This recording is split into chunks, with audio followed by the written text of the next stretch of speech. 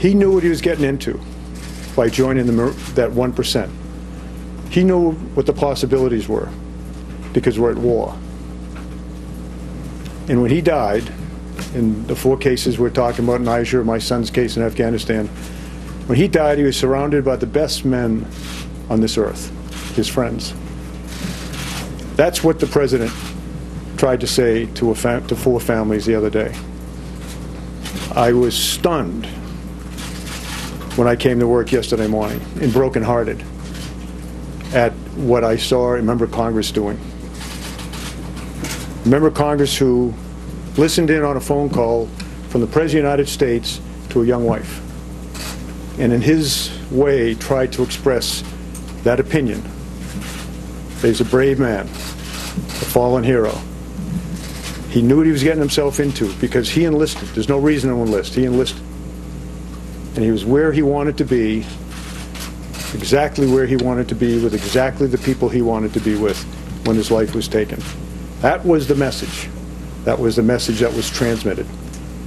It stuns me that a member of Congress would have listened in on that conversation. Absolutely stuns me. And I thought, at least that was sacred.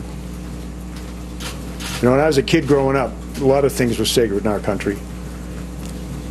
Women were sacred and looked upon with great honor. That's obviously not the case anymore, as we see from recent cases. Life, the dignity of life, was sacred. That's gone. Religion, that seems to be gone as well. Gold Star families, I think that left in the convention over the summer. But I just thought the selfless devotion that brings a man or woman to die on the battlefield, I just thought that that might be sacred.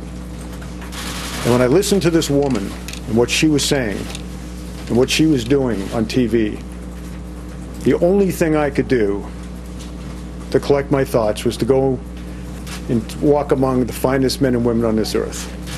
And you can always find them because they're in Arlington National Cemetery. I went over there for an hour and a half, walked among the stones, some of whom I put there because they were doing what I told them to do when they were killed.